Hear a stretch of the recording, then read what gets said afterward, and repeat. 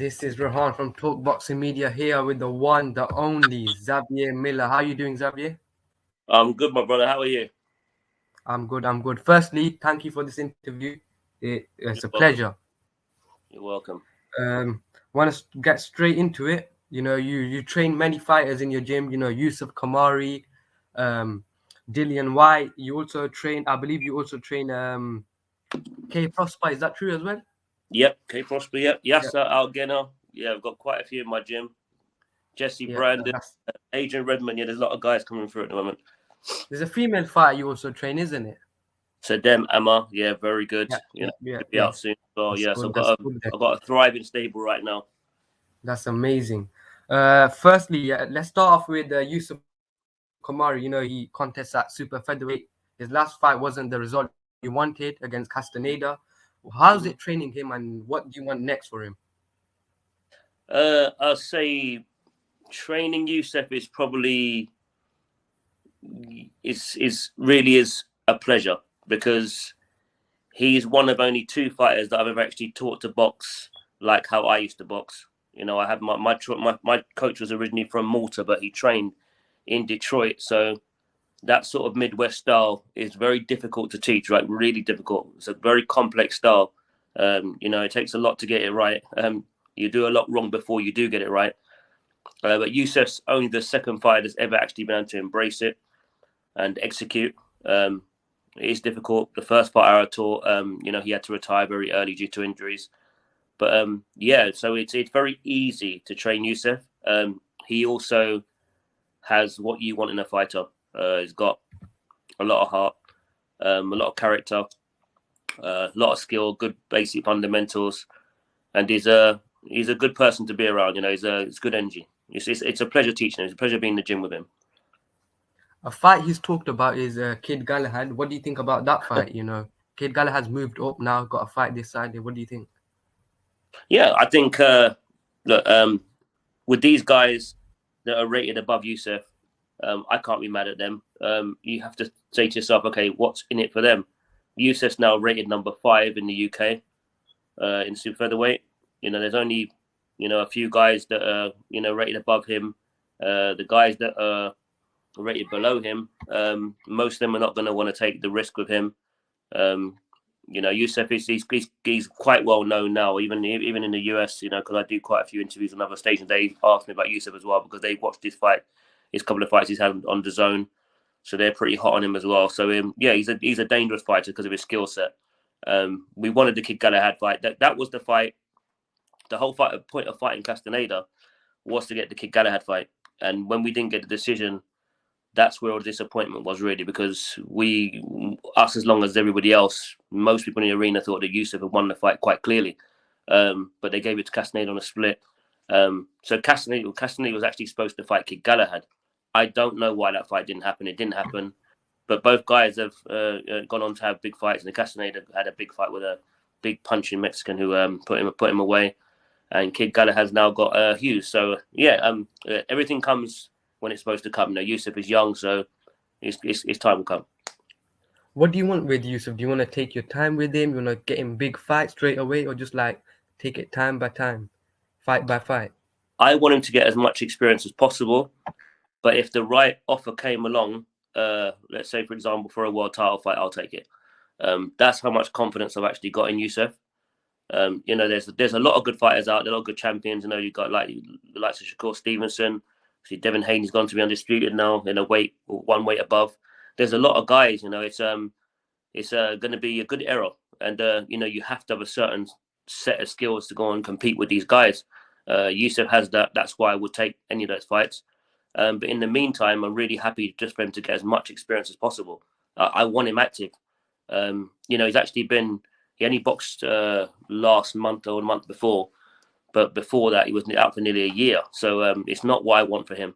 He needs to be out 4 or 5 times a year. So it's about getting him active, and I want him challenged. I want him fighting guys who are going to push him to the limit. I don't want these gimmies because he's not going to learn anything from it. Yeah, just talking of K Prosper now, his last fight wasn't also the result you wanted against Sandor Martin, who's a very elite fighter. He beat Mikey Garcia, 4-weight world champion. What's it like training him, and what do you want next for him? Yeah, again, Kay, one of my favorites to train in the gym. It's just, it's his mindset. You know, he's willing to fight anybody. You know, he did a wonderful job, you know, beating Sam Mason when Sam Mason was really a threat. I mean, he was there was guys, like loads of guys rated way above Sam Mason, but he had the title, and these guys didn't want to fight him. But Kay came to me, and he wanted him in his first fight. He came to me, I think, in 2019, and he said, "No, I want to fight Sam Mason for the title." And I said, "Oh, let's have a look at you in one fight first, and then we'll talk about that." So then he knocked out Nathan Weiss, another very cool guy. I speak to him as well, but Kay was too much for him that night, and then he defended his belt, you know, against Bilal Raymond again, another highly rated guy, skilled, tall, and you know, Kay just pressured him, had a really good engine, and managed to retain his title. There was talks of a Eubank fight after that because Kay had actually done a British title eliminator, but it took forever to get this. I can't remember the name of the two guys. No one's Akeem Ennis Brown. I can't remember the name of the other guy, but it took forever to get this fight done.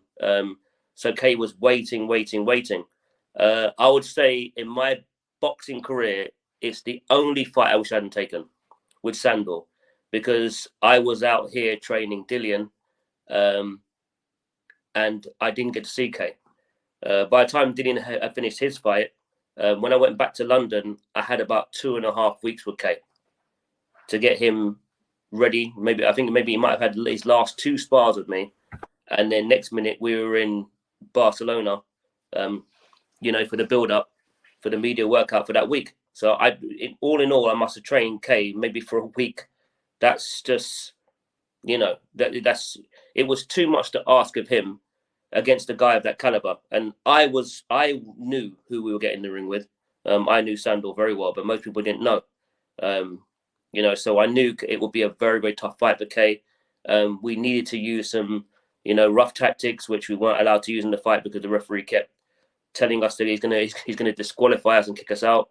You know, every time Kay had some success and he was doing, you know, some good work, anytime he got close to Sandor Martin, the referee would break him up and then warn him.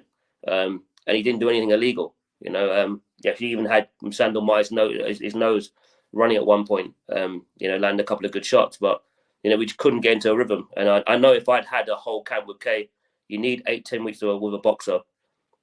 If I'd had that, then we would have done better. I'm not saying that Sandor wouldn't have beaten him. It'd be unfair to do that. I'm just saying it would have been a much more competitive fight. And that's my only regret with of all the fights I've taken, happy with all of them. But that one was the one I should have said, you know what, it's not a good idea. But it was for a European title. Kay had won the English title. The only next thing really was to get the British title. And we were waiting around for 1.5 years for that, couldn't get it. So then, you know, I don't blame Kay for taking it. And it was the first time Kay actually got some exposure on a big platform. So, you know, he was so excited to even be in that space, you know. So, yeah, but, you know, we're rebuilding now. He's going to be out again November. And, yeah, we're looking for a big fight for him again next year. Excellent division that Kay's in, you know, really good talent. You've got Dalton Smith, who did a real job on Sam Mason the other day. I knew that was going to happen because Sam Mason had boxed like a 4-rounder in the last 2 years. So he wasn't the same guy. So I knew Dalton was going to do that to him anyway. But we'd like that fight. We'd like that fight next year against Dalton, definitely. But, you know, we'll see. Yeah, you know, you've also got like a female fighter. Talk about her first. Introduce her. Yeah, Sedam Emma, you know, she had a good amateur career. She boxed at a different club to mine, actually. I think a double jab, I think she boxed for. Only 11 or 12 amateur fights, but she won them all. I think she might have won the Box Cup gold twice, maybe. I think she won the developments as well. Really talented. So we're just trying to get her out. She is managed by Dillain Whyte. So hopefully she'll be up before the end of the year. But really excited about her. You know, women's boxing right now is thriving. You know, it's in a really good place. You know, one of my other coaches at my gym at IQ, he actually knows more about female boxing than I do, because he trains Shannon Ryan, who again is doing really good work. Signed to Andy Joshua's 258. I think she's going to have a 3rd professional fight on the undercard of the Shields Marshall fight. But yeah, you know, we've got a couple of females in our gym now, and you know, it's just it's sometimes it's more exciting and more interesting than the male fights, because there's a lot of build up, but then the fights sometimes don't live up to expectation. But with the females, they go in there at 2 minutes and they go for it. So It's a card I definitely want to go to. I'm trying to get to that card because it's historic, and looking forward to Bumgardner as well, good fighter. So yeah, I'm really happy with Sedem and Shannon. They're doing good work repping the gym, and everyone seems to be doing well out of my gym. They're always. I mean, when we first got into the pro game, it's very hard to actually get in, get a look in. Who is IQ boxing? It was the same when we did the amateurs, but now we're here and we've got some established names and now the next generation coming up. And obviously we're in a really good place. Me and my business partner, Nick, who we both run the gym.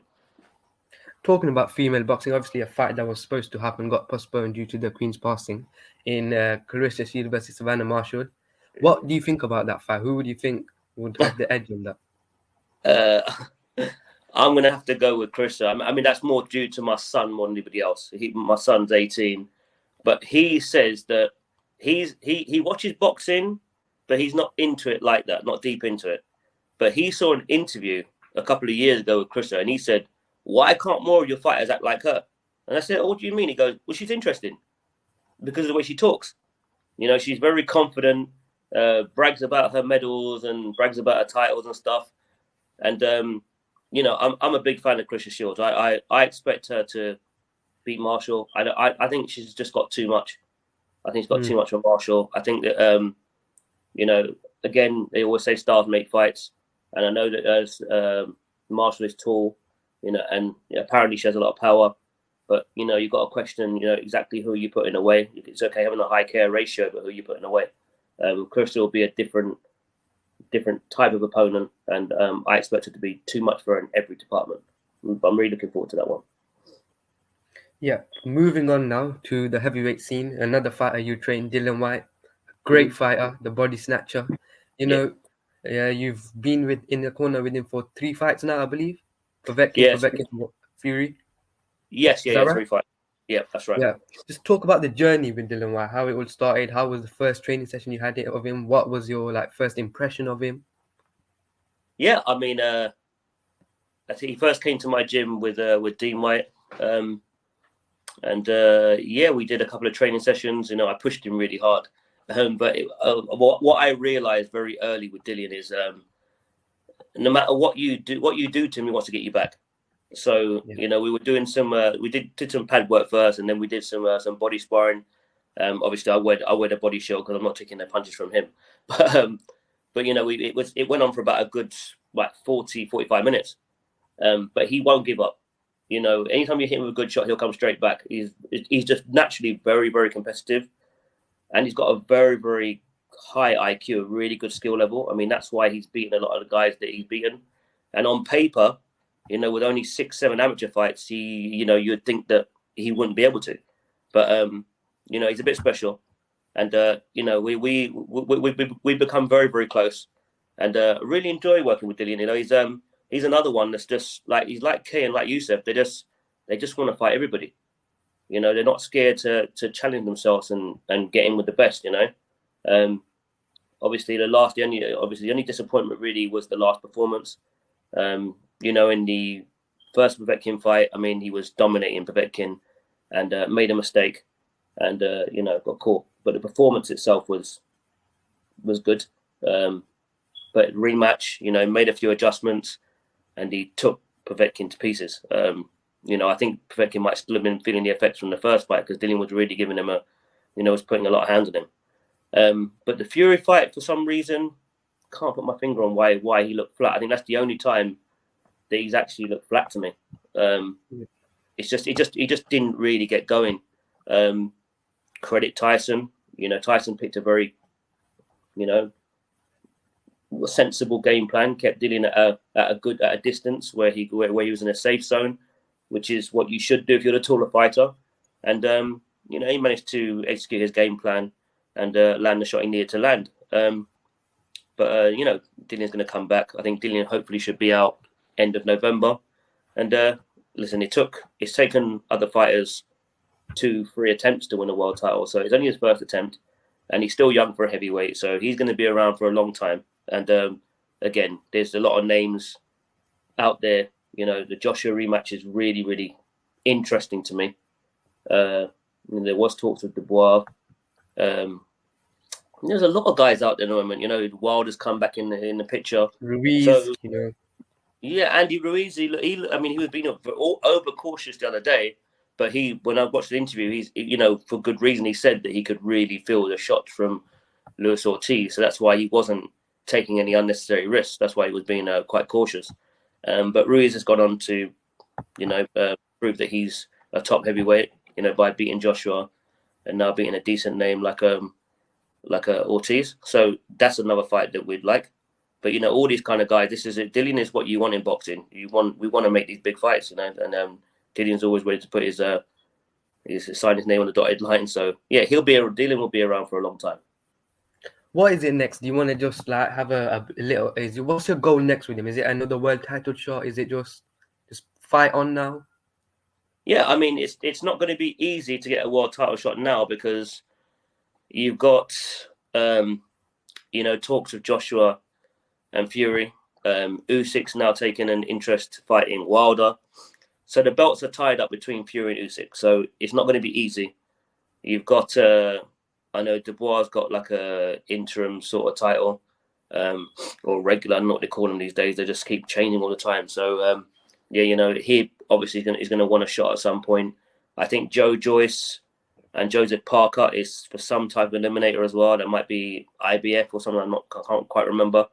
But you see, everyone's in line now, so it's staying busy, staying active until you get your chance, and that's the key for everyone in my gym, particularly Dillian, Yousaf, and Kate. Because of the amount of bouts that Yousaf's on, Kate's on, and obviously Dillian's on another level.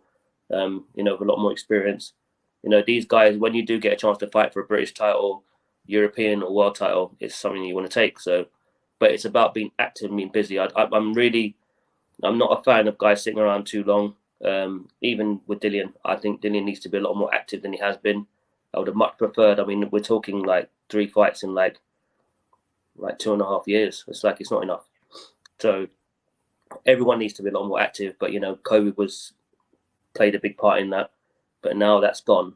The country's managed to get over that. We need to really be focusing on being busy. That's it. It goes for everybody. Is it a case of just anyone next, or would you prefer a certain opponent? Whatever fight makes sense. At this Yeah. stage in these guys' careers, I mean, Dillian's a very big name. Sells out the O2 no problem. And obviously with the attendance for the Fury fight, Dillian's a massive name in boxing. So, you're not going to just take any old fight of any. He doesn't need to do that. He's worked hard for his position. So it will be the right fights at the right time. But yeah, Dillian doesn't want to drop down a level. He wants to fight good guys all the time because that's how he's gone about his business. That's why he is where he is today. So yeah, I expect him to get in with another big name. Yeah, hopefully we see Dillain Whyte out again. I'm gonna name some fights, and I just want to know your thoughts on them. So let's start off in the welterweight division, 147 pounds. Errol Spence, Terrance Crawford. What are you thinking about that fight, and how do you think it goes? It's a really difficult one. You have to say and be honest that both guys have fought really good opponents, world class opponents, but they haven't fought anybody as good as they're as each other. This is going to be a different level. I'm picking Crawford, but that depends on the tactics he chooses.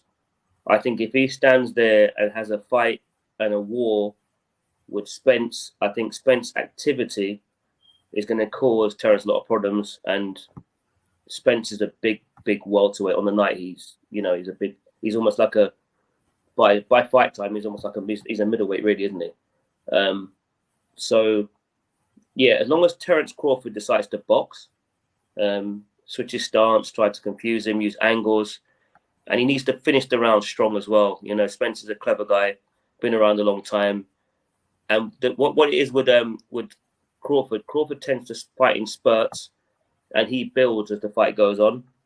With Spence, he makes a good start, and he just keeps going and going and going. His activity is great. He's on you all the time. It's a really difficult fight to pick, but I actually want Terrance to win. At the moment, Terrance is my favorite fighter. Yeah, I think he's pound for pound number one. And I always like going with the guy who's actually gone up through weights. I think there's something in it. I mean, it's to be respected. Although the past greats for me, the majority, have gone up in weight. The likes of Sugar Ray Leonard, Floyd Mayweather, Thomas Hearns. I think it was 5 different weights. Oscar, Manny Pacquiao. All these guys went up through the weight division and boxed the best guys available. And that's why I put Crawford in that bracket. I think Spence obviously still got a long way to go in his career. He's got a job to do here. He wants to clear up his division first before he moves out of it, which again I respect. But I think once he does that, he'll move up and probably go as far as maybe 160 or 175. As long as he doesn't have issues with the retinitis he had before with the eye problem. But hopefully he'll be healthy, and we might even see a rematch or a trilogy with this fight, because it's just, if it's as good as we want it to be, if it really does sell the amount of pay-per-views you're looking for, and the fight is close and there's some drama, you're going to want to see it again. The Pacquiao Floyd wasn't really what most people were expecting. It didn't look any different to what I was expecting. If you watch Floyd's career, especially this stage, the last stage of his career, he's a boxer. He pops shots. That's my favorite fighter, to be honest. Floyd Mayweather. Watched God knows how many fights on replay on YouTube. Love watching Floyd Mayweather. Yeah, and that's why you'd have to know when that fight was made. Floyd's now a pot shot guy, and he wasn't going to stand in one position and exchange with Manny. The old Floyd would have done that, not this one. He did what he needed to do, picked the right game plan, and obviously the fight was, the only drama really was when Pacquiao stunned him 2 or 3 times. But I'm expecting this Crawford Spence fight to be a lot more competitive. Another fight, you growing up must have watched their dads go at it. I've watched, both of their sons' careers going on. Chris Eubank Jr., Conor Benn at a catch weight, October the 8th. What are you thinking about that fight? I think it's going to be a lot more competitive than what people are thinking.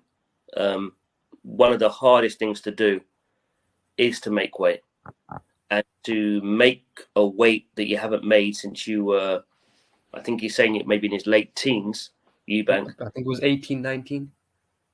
You're asking for a problem. You will not be able to function the same. I know everyone's saying that Conor Benn's got to jump up 2 weights. It's better to have to jump up 2 weights than be depleted. It's throughout history, it's always caused a problem. The weight game. I mean, it almost like De La Hoya walked out of that corner against Manny Pacquiao, and he looked a shell of himself. I remember when he walked out thinking, look how slim his legs are.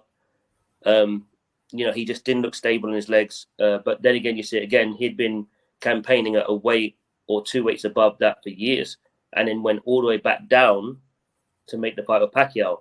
And you can see, who benefited from that. If that was the old Oscar, I'm not saying you to beat him. I'm just saying that Oscar has always been, he's always been a very stable, sturdy kind of fighter. He's always had a good chin. He's got good power in that left hook, but he couldn't get nothing. There was nothing in him to give Manny a good fight, and that was the weight. It's happened to a lot of fighters. Even Terrance Crawford early in his career had to do all kinds of crazy stuff at 130 or 135, all the saunas and stuff to make weight. And then you saw what happened when Gamboa did catch him clean. It was nothing wrong with Terrance's chin. It's just that when you're making weight, and you board yourself down, you don't have the substance in your body to take certain shots. That might well be the case with Eubank. The weight cut is going to hurt him. I'm just not sure how far we are into Conor Benn's career, because Eubank has fought the better caliber opposition. He has fought the Billy Joe Saunders of the world. He had a fight with George Groves. He has stepped up, and he has been competitive against those guys. One thing you have to say about Eubank is from the time the bell rings, he's on you and he's throwing punches. He's a very active fighter, and he'll need that activity against Ben, because Ben, comes and throws a lot of punches as well. So you'd have to look at the fight later on, maybe around 7, 8, and 9, and see where Eubank is. But I think Eubank at this stage, because of his experience, might have a bit too much for Conor Benn. But You know, I really like Conor Benn. You know, I met him a few times at the Matchroom gym. I've never met Eubank, but Conor's a really nice guy. You know, he really wants to. You know, he wants to. He's proud of the name. You know, and you can see he wears heart on his sleeve. You know, we were early in his career. I was at York Hall backstage watching one of his fights, and I think he was fighting. I can't remember the name of the guy, a French guy, but he was giving Conor a lot of trouble. You know, Conor's Oh, eyes were. did he drop him? I think his name's Painted, I Yeah, think. yeah, there was quite a few of us like on the backstage watching it. We're like, oh my god, like, you know, we need him to get through this fight. But the character he showed, like, you know, he's got it. He's got his father's genes. They both do. So yeah, it's a good fight. I'm slightly leaning towards Eubank, but you know, don't be surprised there's a shock somewhere later on if the weight has really hurt Eubank. You know, but Eubank is more of a, you know, he's more of a 160s and he's more than a 168. So really, he might not be the biggest middleweight, and he might have everybody fooled, and it might be that hard for him to make it. But we'll see. You know, the bigger fights at that stage in his career were against the slightly heavier guys, so that's why you do it. Same with Holyfield. Holyfield, greatest cruiserweight of all time, went up to heavyweight because that's where the money was. He wanted to fight Tyson, Bo, those kind of guys. So that's why he went up in weight. You know, that's what Eubank tried to do, was go up and try to win a world title there. Fell a bit short, but he was still competitive. So yeah, we'll see. Another fight not confirmed yet. You know, people say it was obviously the greatest fight in British boxing right now, in the two heavyweights, the two British heavyweights, Fury AJ, not confirmed yet. But what's your thoughts on that fight? What's your thoughts on AJ? You know, right now, is he taking the fight at a wrong time? Should he just have some warm-up fights, take it then? You know, what do you think? No, I think it's the right fight for him right now. I don't think he took too much damage in the Usyk fight. I don't think Usyk was trying to put damage on AJ. I think he was trying to put numbers on him, and keeping himself in a safe zone, which is smart. You know, you're the smaller guy, and the more you commit, the more you load up, then you put yourself in dangerous positions. So I think he picked the right tactics. He didn't look as good to me as the first fight, Usyk. I think maybe the issues in his country. I don't know, but he didn't. He seemed to take a lot longer to get going, and he didn't finish as well. Remember, he almost stopped AJ the first time, so he didn't look like the same Usyk. But I just think that's due to issues going on. I thought Joshua did a bit better. The bodywork was good, and he tried in there. I mean, I always say this, and guys, they seem to find this hard to understand. These guys that come from lighter weights, they like fighting bigger fighters. They like fighting guys at heavier weights because the guys are slower. The heavier guys always think it's going to be easier because I'm fighting a smaller fighter. But you see, the problem is the speed factor. When you're fighting heavyweights, you get used to a certain speed. But when someone comes up from cruiserweight or light heavyweight, you know, they're naturally quicker than you. You see what I mean? And that's the issue. Like these guys, they didn't rate Usyk. They said, oh, you know, he didn't look good in his first couple of fights. I said, well, he's going to grow into the weight. They said the same thing about Evander Holyfield when he first got to heavyweight. Oh, we don't know if he's going to be able to beat Tyson. We don't know if he's big enough, this, that. When they get accustomed to the weight, it's even with Nigel Benn, when he talked about, I think, fighting at middleweight and then going to super middleweight. You know, he said it took him a little while to get used to the weight. You know, but some of these guys that are special, when they get used to that weight, they'll perform. So Usyk is a problem. I think Tyson and Joshua is interesting because Wilder was able to find Fury because there's not much difference in height between them. You know, height and reach, there wasn't that much difference. I think Joshua's going to have some success as well because Fury's not that much bigger than Joshua. So I think he will be able to find a target at times. When you're a shorter fighter against Fury, it is very difficult. You know, you've got to make up that distance and make up that range. It's not easy, especially when someone like Fury decides to use his natural advantages. But I think Joshua will be right there. I think it's a good fight, really good fight. The only thing is I think that Fury might finish better. But we'll see. You know, you can never tell in boxing, but I don't know. I think it's a very competitive fight, very close fight, personally. Yeah. Big fight this week in Manchester. Joseph Parker, Joyce, you know. What do you think of this fight? Yeah, it's a good fight. That's a really good fight. I think Joyce I don't know. Joyce is like might be the dark horse in this division. You know, when you're watching him on the outside, it's like he gets hit a lot and he looks slow, but one, he seems to be able to take the shots, and two, when he does throw, he does seem to land. Yeah, there's something there. There's definitely something there. Had a lot of experience in the amateurs, which obviously helps. You know, nearly every top guy that's out there right now with world titles, multiple world titles. You know, these guys come from, you know, good stock, like long amateur careers, won like nationals and so on and so forth in the amateur. So their foundation's good. It's hard. It's another hard one. It's another hard one. We'll see. Okay. Anything else you want to add? Oh yeah. You want me to pick one? I'm gonna go with Parker. I'm gonna go with Parker. Is that by decision? I'm gonna go with Parker by decision, or possibly. It's hard for me to imagine Parker stopping him, but Joyce, like, he takes the shots flush, and I don't think he's boxed anyone anywhere near as good as Joseph Parker yet. So I'm favouring Parker. If Parker doesn't, as long as he turns up, you know, in his big fight, sometimes Parker doesn't turn up. Like he didn't turn up against Joshua. He seemed to be happy. He's faced one of your fighters, Dillain Whyte. Dillian was outstanding in that fight. He's outstanding. But you know, it's when you put pressure on him, and you know, and you're quite physical with Parker. Sometimes you go into a bit of a shell. You know, it's a weird one. You never know. Like I say, he's changed trainer now.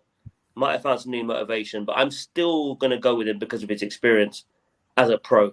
I think he's definitely boxed a better caliber of opposition, former world champion, and I just think he's got the speed and the power to, you know, to hurt Joyce.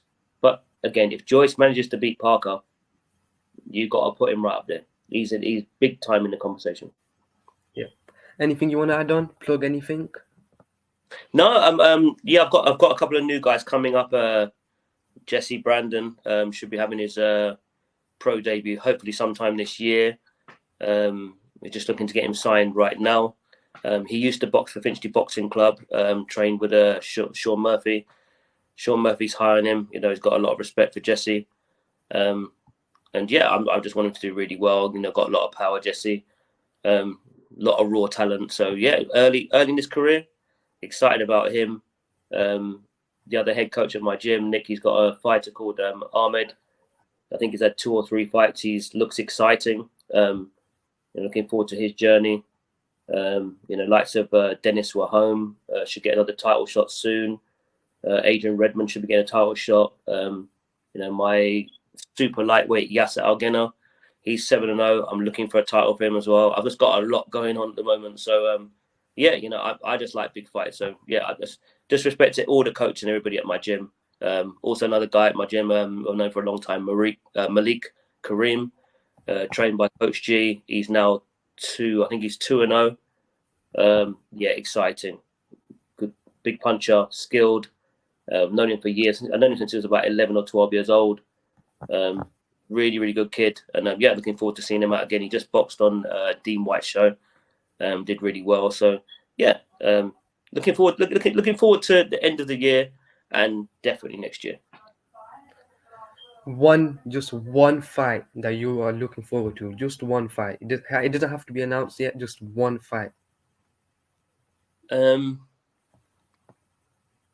don't even know. I would just like Youssef Khoumari to fight for a world title towards the end of next year or the year after. I really want Kay to get a shot at a British title or another shot at a European title. Definitely. The other guys are still in their development stage of their career. And obviously, you know, I want Dillian to get another shot at a world title. I mean, his CV speaks for itself. I think he just, you know, he deserves to go in there again and prove that, you know, that last performance just wasn't there. And we know he can do a lot better. But, you know, sometimes that's how boxing goes. You know, you have to dust yourself up, get up and just go again. That is boxing. But yeah, just good luck to all my guys. And yeah, you know, looking forward to the next stage of my career. Well, Xavier Miller, it's been a pleasure talking to you. This was my first interview. Hopefully it won't be the last I do with you. Hopefully to catch up with you soon. Thank you for coming on. Actually, you're the only interview that I've done for a very long time. Just haven't had the time, haven't got any real dates to announce, so I've just gone very, very quiet on the scene. So you're the only one that's actually got an interview. I won't be doing any interviews for a little while. So yeah, respect to you. I like the guys who are just coming into the business. Like, listen, this is, everybody better just get used to the fact that this is social media driven. This is the way boxing is going. So you guys that have these channels, do these interviews, you like go to the fights and report on them.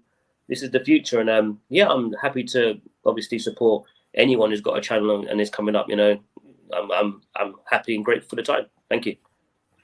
Thank you to you as well. It's been a pleasure talking to you. Hopefully, I'll catch up with you soon, and thank you for coming on. You're more than welcome. Take care. Take care, mate.